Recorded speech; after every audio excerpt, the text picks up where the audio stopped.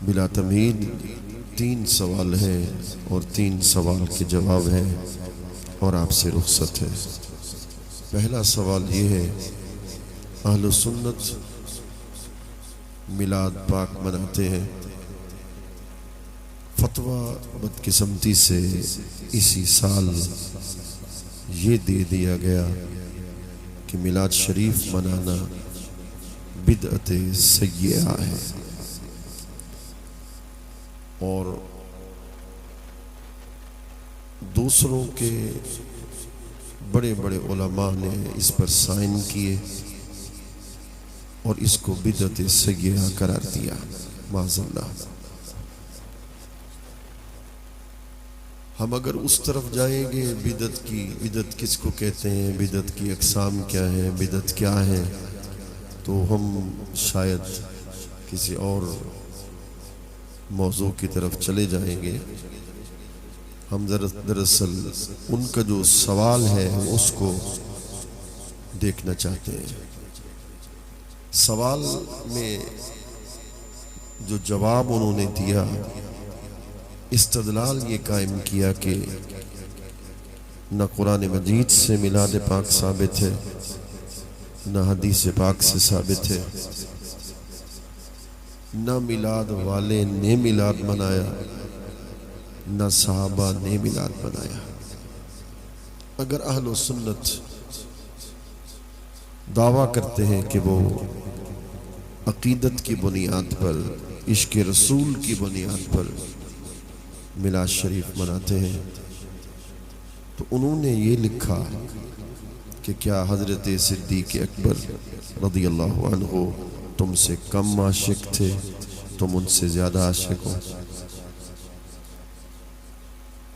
جب یہ ایسی حقیقت نہیں ہے تو جب حضرت سیدنا صدیق اکبر سے لے کر حضرت امیر معاویہ رضی اللہ تعالیٰ عنہ تک سبحان اللہ، کیا بات ہے حضور، کیا بات ہے، سبحان اللہ، کسی نے میلاد پاک نہیں منایا، تو پھر سنی بریلوی میلاد پاک کیوں مناتے ہیں؟ اس کے کئی جوابات دیے جا سکتے ہیں، مگر ایک ہی حدیث کافی ہو جائے گی، اور وہ تقاضا بھی یہی کرتے ہیں کہ حدیث سیاستہ کی ہو۔ بسم اللہ، حدیث سیاستہ کی ہے۔ امام ترمذی نے الجامع الصحیح میں اس حدیث پاک کو نقل کیا، امام احمد بن حنبل نے اپنی مسند میں اس حدیث پاک کو نقل کیا، امام حیثمی نے مجمع الزوائد میں اس حدیث پاک کو نقل کیا۔ فقام النبی صلی اللہ علیہ وسلم علی المنبر، مجلس قائم تھی، منبر بچھایا ہوا تھا، خاص مجلس تھی، سرکار نے اس دن منبر پر بیٹھ کر نہیں، منبر پر کھڑے ہو کر خطاب فرمایا۔ سبحان اللہ، کیا بات ہے۔ اور خطاب میں پہلا سوال یہ کیا صحابہ سے، من انا، صحابہ بتاؤ میں کون ہوں؟ عرض کی انت رسول اللہ وعلیک السلام، آپ اللہ کے رسول ہیں، آپ پر سلام ہو۔ تو عقل یہ کہتی ہے کہ سوال کا جواب تو دے دیا گیا تھا، حضور بیان یہاں ختم کر دیتے، مگر سرکار نے بیان کو جاری رکھا، بیان کو جاری رکھا۔ فرمایا انا محمد بن عبداللہ بن عبد المطلب، فرمایا میں محمد ہوں صلی اللہ علیہ وسلم، والد گرامی کا نام حضرت عبداللہ، مرادی معنی کر رہا ہوں، جد امجد کا نام حضرت عبد المطلب۔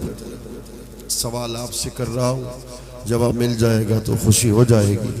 حدیث کے اس پہلے حصے میں سرکار نے کیا بیان کیا؟ نام، بابا کا نام، جد امجد کا نام بیان کر کے حضور نے اپنے نسب کو بیان کیا، سبحان اللہ، نسب بیان ہوا۔ آگے چلتے ہیں. فرما ان اللہ خلق الخلق فجعلنی فی خیرہم فرقۃ ثم جعلہم فرقتین فجعلنی فی خیرہم فرقۃ ثم جعلہم قبائل فجعلنی فی خیرہم قبیلۃ ثم جعلہم بیوتا فجعلنی فی خیرہم بیتا ونسبا. سبحان اللہ. حدیث پڑھیے سبحان اللہ تو بنتا ہے. سبحان اللہ سبحان اللہ کیا بات ہے سبحان میرے اللہ. کریم آقا نے ارشاد فرمایا اللہ رب العزت نے اس کائنات کو تخلیق کیا, کائنات کے دو حصے بنائے, ایک حصہ یعنی عرب کا بنا, ایک حصہ یعنی عجم کا بنا. جو دونوں حصوں میں سے سب سے افضل حصہ تھا سرکار نے فرمایا اللہ نے اس میں مجھے پیدا کیا. بڑی توجہ کے ساتھ حدیث سننا ہے, جتنی توجہ کریں گے میں آج اتنا خطاب کروں گا. سبحان اللہ سبحان اللہ. فرمایا کہ اس جو عظیم حصہ تھا سب سے افضل حصہ تھا, پھر اللہ نے اس میں مختلف قبیلے بنائے. جو اس عظیم حصے میں جو قبیلے بنائے گئے ان قبائل میں سے جو سب سے اعلیٰ قبیلہ تھا اللہ نے اس میں سرکار نے فرمایا مجھے پیدا کیا. سبحان اللہ. پھر اس قبیلے کے مختلف خاندان بنائے. جو اس قبیلے کے خاندانوں میں سے جو اشرف خاندان تھا اللہ نے اس میں مجھے پیدا کیا. حدیث کے آخری لفظ کا ترجمہ میں کر رہا ہوں, آخر تک چاہتا ہوں ہاتھ کھڑے کر کے سنی ہونے کا ثبوت دیں گے, سبحان اللہ پڑھیں گے. مگر پہلے جملہ سن لیجیے. سرکار نے میلاد پاک بیان کرتے ہوئے فرمایا یعنی لوگوں صحابہ سن لو, میں اپنے نسب کے لحاظ سے بھی پوری کائنات میں اعلیٰ ہوں اور خاندان کے لحاظ سے بھی پوری کائنات میں اعظم اور اشرف ہوں. اب حدیث کو پیچھے پھر دہراتے ہیں تاکہ مسئلہ سمجھ میں آ سکے. نسب بیان فرمایا, قبیلے کا ذکر کیا, خاندان کا ذکر کیا, قبیلے کی فضیلت کا ذکر کیا, خاندان کی فضیلت کا ذکر کیا. میں ان ملاؤں سے پوچھتا ہوں جنہوں نے آج جرت کر لی, جسارت کر لی ہے کہ میلاد پاک بدعت سیئہ ہے, میں ان سے پوچھتا ہوں میلاد پاک میں ہوتا کیا ہے؟ سبحان اللہ. نہیں سمجھے. میلاد پاک میں سنی عالم باقی جو تقریر کر کے چلے جائے میں ان کی بات نہیں کر رہا. اگر کوئی سنی عالم محقق, میں محقق نہیں ہوں, نہ میں عالم ہوں, نہ میں اپنی بات کر رہا ہوں. اگر محقق عالم کسی میلاد پاک کے جلسے میں جاتا ہے تو کیا کرتا ہے؟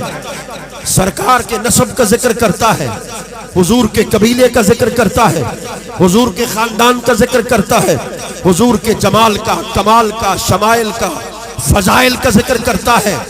یعنی سرکار نے حدیث کے اول سے لے کر حدیث کے اختتام تک اپنا میلاد پاک بیان کر کے منبر پر کھڑے ہو کر قیامت تک کے لیے حجت کو قائم کر دیا کہ اگر قیامت تک کوئی عالم دین, کوئی محقق, کوئی استاد حدیث اگر منبر پر بیٹھ کر میرے میلاد پاک کو بیان کرے گا تو یہ سنت محمد مصطفیٰ پر عمل کر دے گا. نعرہ تکبیر